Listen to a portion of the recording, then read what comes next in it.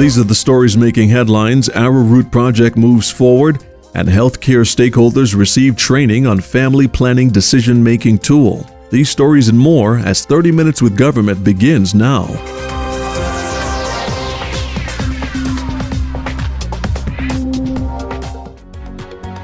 Family law, criminal law, labor law, corporate law, immigration law, electoral law, tax law, environmental law, inheritance law.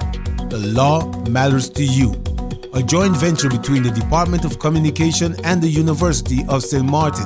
The lecture series, The Law Matters to You, is aimed at informing and providing the general public of St. Martin about the different laws. We invite you to visit the official government website at www.stmartingov.org for details on upcoming lectures. The law matters to you, bringing the law closer to the people.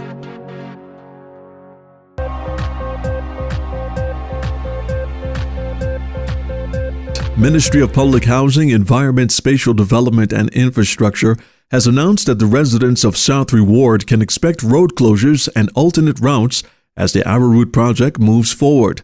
30 Minutes with Government spoke to Head of Public Works, Mr. Claudius Bunkamper, who highlighted the objective of the project and what residents can expect once the project begins. The Arrowroot project is a project that entails getting the sewage water and the excessive groundwater that we have in the Southry Ward area, especially in the area of Pear Road, coming down into Arrowroot in front of the St. Martin Vocational Training School, and then onto the Carrot Road there, which then runs off into the Cucumber Road. One of the big problems we have there is that the water is there on a 24-hour basis. Besides the hygienic situation, it also creates a very serious safety issue when it comes to traffic with the school buses, cars slipping and sliding there, etc., etc. The minister opted to go ahead with this project. We did a public tender, and that was won by Esley's. What we started doing was connecting all the houses from on Pear Road, coming through the yards of people living on the Arrowroot until we got onto the road now, and now we are going towards the main sewage line that we have up there in the Southry Ward area, so that all of these houses will once and for all also be connected onto the sewage lines, so that we don't have that sewage running down through people's yards onto roads. Besides that, government is also putting in water drainage pipes so that we can take the water from the various areas that we are having in that specific area of Carrot Road, Arrowroot, and Pear Road. We are now guiding it down via pipes underground into the discharge pits that we have on the L.B. Scott Road.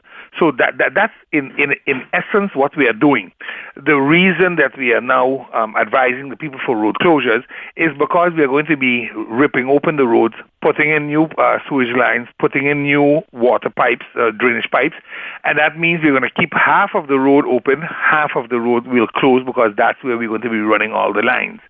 And we are just asking, so at all times the roads will be open in cases of emergencies, but naturally we are going to reroute a road that used to be up and down will now only be a one-way. And we are asking the people, it's just one street you have to go around. Please adhere to the traffic signs that we are placing to prevent, unnecessary heartaches in the form of an accident or somebody getting hit on the road. Pay attention. There is work being done there. It's going to take a few more weeks, and then once it's over, we will have dry streets there, something we haven't had there for over 10 years. So, the project is going to take a few more weeks to complete, but we're asking everyone to be very cautious and patient with us. Is there a schedule that's in place at Vromy to tackle other districts? We are looking at various. We just did a huge project not too long ago in the Mid-Region area where we connected 162 homes to the sewage system. We have many more to connect also yet in the sewage system in Mid-Region that we are working on diligently to get done. We are looking at the Phillipsburg area to make the connections so that the backstreet residents can also get it. Well, we still have to put in a few more lines, main lines, to be able to take that whole area. All in all, yes, we are looking, because there are two different things happening here. One was drainage and one was sewage. Drainage, we are looking at the Billy Foley area very, very carefully not because it's a touristical area, you do not deal with it. It's an area that is very flood prone. Every time there's a little rain from Atrium Hotel Walk right back is completely flooded out, and you cannot get in or out of that area. And we do have a lot of hotels behind there.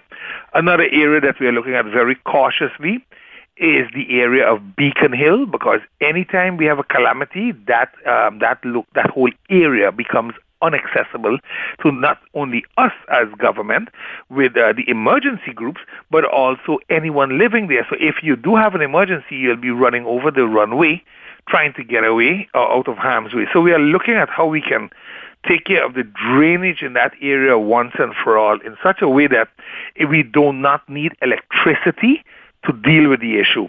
Another area the minister told us he would like serious attention be given to is the Simpson Bay area between the home of Philip van Delden and the Winter Island Bank. It always floods out completely. That whole area floods out, and then it goes back into the Simpson Bay area.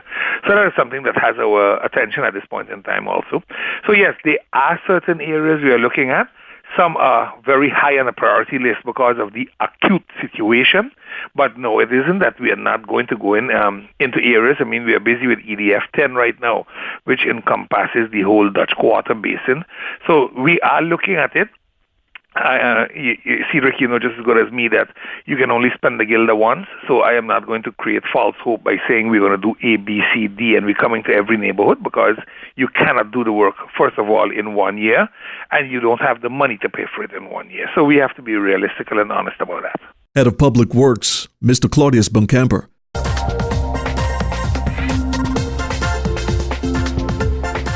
(2017) public holiday schedule.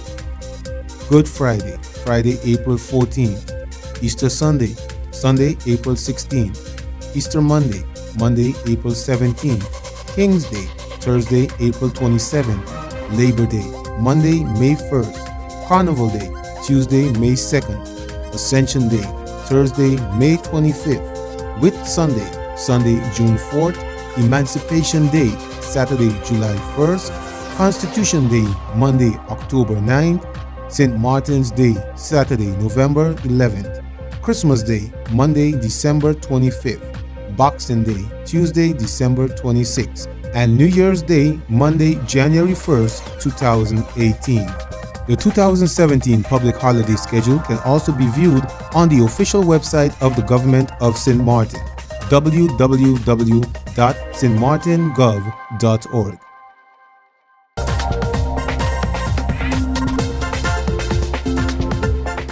In news from the Ministry of Public Health, Social Development and Labor, the Department of Collective Prevention Services provided a training in the use of the decision-making tool for family planning for its staff from the Youth Healthcare Section and participating nurses from the White and Yellow Cross Care Foundation and the St. Martin Medical Center. The training was conducted in order to provide the nurses training and tools to support clients and other interested persons in making well-informed decisions regarding planned pregnancies. 30 Minutes with Government spoke to head of CPS, Dr. Virginia Sin, for further details on this project. Family planning is part, of course, of a program, and it's part of a program that is linked to sexual and reproductive health. And when I say sexual and reproductive health, we mean sexual and reproductive health, men, women, and it is an approach throughout the life course, what we call from cradle to grave. And within sexual and reproductive health, you have different policy components, and one of the policy components within sexual and reproductive health is family planning. Family planning in itself is a program in itself, and what you do with family planning is to make sure that children are born within a family. That's to start with, so that's the ideal way to start a family. That children are born within a family, because we also know that a family is a protective factor for children, for developing healthy and instilling good behavior in the children. And within family planning, of course, there are different aspects, And the course that we did was on the use of a tool that is used in family planning. And that tool is the decision-making tool, because you can only do family planning if you know what decisions you will have to take. We started with talking about family planning years ago, and on St. Martin the discussion was even before my time here on St. Martin, that there was discussion on the need for having structured family planning activities on St. Martin. We picked up the discussion again in 2012 in collaboration with UNFPA, that is the United Nations Family Planning Agency, where we started the discussion on, okay, what would it take for St. Martin to really establish family planning as a program in the country. That's where, of course, the policy and the program on sexual and reproductive health came in.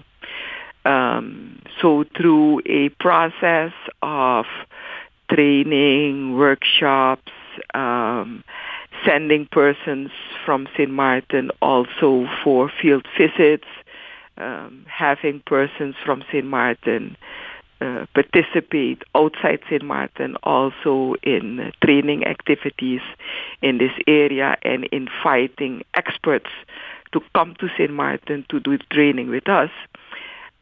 So through the process that took us from 2012 till 2016, we not only finalized a draft policy for sexual and reproductive health, but at the same time, because we knew how important family planning was within the whole sexual and reproductive health policy, we decided to look into ways to immediately start introducing elements of family planning in existing organizations. And the existing organizations that were identified were CPS, because we have the baby clinic, SMMC, because almost 100% of all babies that are born on St. Martin are born at SMMC, and we included the White and Yellow Cross Foundation, because they have a program where they do postnatal care for women that just had a baby. We also, of course, partnered with the AIDS Foundation, because a special target group within family planning is, of course, persons living with HIV/AIDS. They specifically need guidance and directions to at least make sure that when they start a family, they also have a healthy child that is not infected with the AIDS virus. Head of the Department of Collective Prevention Services, Dr. Virginia Sin. Jollification of the Arrowroot took place on Saturday, March 4th in Column Bay, French St. Martin. Minister of Culture, the Honorable Severia Jacobs, was invited to attend the event, where she took the opportunity to learn more about the cultivation and preparation of the highly nutritious but almost extinct plant. In a one-on-one conversation with Arrowroot planter and cultivator, Mr. Gilbert Gibbs, also known as Busake, he's of the opinion that arrowroot might die out on St. Martin if another generation doesn't learn the value of arrowroot and how to cultivate and prepare this very rich plant. Today I'm here in Colombia celebrating jollification of the arrowroots, where the community comes together to pick arrowroot, to pong it, to wash it, right? Wash it, pong it. No, you have to dig it. Dig it. Clean it. Clean it. Wash it. Wash it. Wash it again. Wash it again. And then you pong it. You squeeze it. And then you pong it over again. And that when you pong it over again, you leave it until maybe tomorrow, God's will life. And then tomorrow morning, tonight you dip off the water. And tomorrow morning you take out the starch and you put it in a bag for about a week, and then you put it in the sun to dry. And then you get a famous arrowroot from Colombia. Exactly. And we're talking here to say that what you tell. I know him as Gilbert, but what he call you? Busake. Busake is what they call him up here in Colombia, where he grew up with teacher Vivian. Exactly. Mother, who when she passed, he was giving me a story And the story is so amazing. I think that more people need to hear it. So tell me the story again about how y'all restarted to grow and pong arrowroot here in Colombia. Okay, normally this our gang belongs to an old lady they call of Christine Henson Coakley, which is teacher Vivian great aunt. And after she passed, teacher Vivian mother take it over, which is Mam Robel. And after Mam Robel passed, nobody used to occupy with it, so it was just dying out. Right. So one day, this guy, one of my best friends, he called him by the name of A.B., which is Frankie Haddock, third brother, called me and he tell me, he said, Bosake, we used to call at that time Mello. Mello was very nice to us coming up. Why we don't take over the gang and start it over again? I tell him, okay. We gather all the boys together in the Agri, which was me, A.B., his brother, he have a brother that passed named Tony, and Henry Fleming, Vanico, all of us, and we started over again. And this is the ground back here, you said went all the way down so? The ground back here was all the way down where you see the squeezing now. Okay. Come all the way up. All the way up. Go back to that coconut tree, and you see where that house is up there? All up there? All back of that house, all the way back up there. Okay. At this time, back in my days coming up, all of those young boys that you see in the road right now, we couldn't be in the road playing like that. We had to be here, fast the elder dig, we in the back picking up and putting in boxes and bags and things. At that time, to go wash, at that time we used to, they used to wash it and pong it right there where this house is. Okay. They had about 10 to 15 of those mortars. And right in the back there where you see that garage is there was a huge well. There we had to go and water to carry up there to wash it. Wow. And so since then, how long ago this was? How long ago that it revived? Since we started back over? Yeah. Since in I think it was 1990, we started back over. So we got a good 25 and odd years that we are growing, picking, washing, and creating a great, recreating culture right here on Friends St. Martin. It's a wonderful thing for me to experience. It's the first time I've actually seen it up close. I've seen pictures, etc. But this is awesome. So I must say, it takes people, people like you. The plain truth, right now, I cannot do it anymore. I just started this morning because the guy didn't know how to start. So I started for him to help him. And the other guy, Vanico, that was here. I get up in age now. Exactly. A.B., he is sick. His brother died. Henry is sick, so you got to teach these young ones. But the young ones, they're not interested in all you try to get them here. It's going to die out. It's going to die out. The only person that have our root right now is here, Frank Viotti, and a lady up on the hill up there, which her two sons and her brother as well to take care of it, which is Carmelie. She's what's her name? What's his name? Lorenzo Gibbs' cousin. Oh, okay, but how long it take from planting to being ready? Because we're doing a lot of agricultural projects on the Dutch side. Okay. So this is something we could probably get the schools them to start doing. Right now we dig it. We're in the month of March. Normally they started digging from the month of February down to March. So next year it's going to take about a year. Next year this time is the same time. So you would have to plant again, or it was naturally just grow back? No. Just like how we dig. You see how he's doing it there? Yeah. We either put back in pieces of these, the piece from the back, or you put it in there, and then it start to grow again. Okay, so you're going to put it in? Yeah, fast we dig, we just open up. You see how we open up there? Yes. We just open up, plant back, and then it start to grow again. Okay. Okay, folks, so we have our work cut out for us if we want to keep this alive. You see this here? That's the clean version. Okay, we call this arrow tail. The arrow tail. Okay. You take this, you go home, any one of these, you go home, you clean them good, you wash them, and you put them to boil, just like you boil potato. And after you boil it, you put some salt if you want, and after you done boil it, you throw off the water, and you can eat it. The best thing in Just this, like any other vegetable or root or you leave this until tomorrow morning, and you eat it.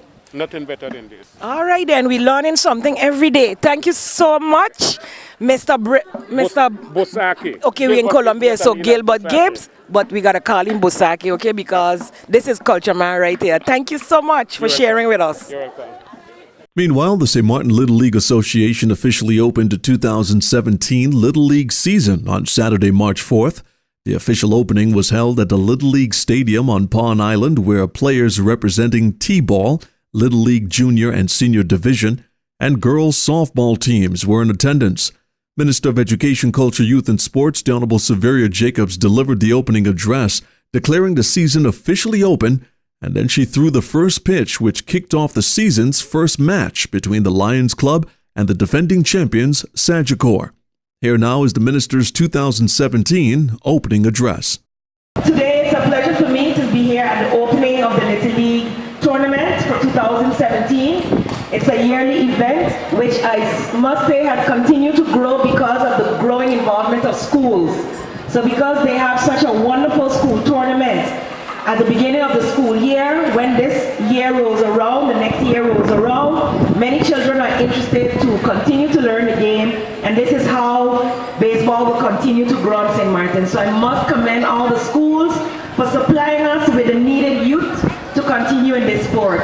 Another great thing for me as a female sports minister and former Little Leaguer myself, former coach myself, is to see 3 female teams out there for the very first time. So give them a big round of applause. The mom who did the prayer was like, I don't know the game, but my daughter wants to play. And still, as a first-time parent for baseball, she's out here to contribute also in saying the prayer and blessing this field. Girls back in my day didn't have many chances, and I was finally able to play between the boys. And I see Tamika Lambert out there, wave Tamika. Was also one of those girls that was the only one between the boys, and she's giving back by coaching the girls today. So I must say thank you to all of those coaches who go away, go to school, come back, and still see it necessary to give back. We have a lot more, and I will continue to plead to all those athletes out there who can help in this field and in all the fields of sports to give some time to the children of St. Martin. We can continue to stand and point fingers at them when they go astray, but the more of them involved in sports, the less of them will be in our jails, the less of them that will be breaking into our homes. So I hope to God that I will see more and more volunteers here and practice also, and to see parents come out and support their children. When you are working, call on someone, because when our child is sick, we always have a backup plan. So we must be able to call on someone to come out here and support the children when they're playing. It helps with their discipline, it helps with their self-esteem, and it also helps them to want to do better because somebody they love is watching. So I encourage you young people out there I know someone from Little League will come and say what the motto of Little League is, but I would like for you to exercise discipline, to listen well, to learn as much as you can, because what you're learning here in the field can take you very, very far in this world. I can say, look where it has brought me, because I think what I learned in Little League helped, and of course my parents pushing me helped, education helped, and so with all those things together, I believe we will create wonderful citizens on St. Martin. So thank you, St. Martin Little League Association, for what you continue to do with your volunteers, and I encourage parents and others who love the sport to come out here and help the few that are out there on a yearly basis. Thank you, much success, and I declare it open. Minister of Education, Culture, Youth, and Sports, the Honorable Severia Jacobs. Meanwhile, Little League baseball player Jalen Constance of the Angels delivered the Little League pledge, where all players were asked to recite. I trust in God. I love my country and will respect its laws. I will play fair and strive to win. But win or lose, I will always do my best.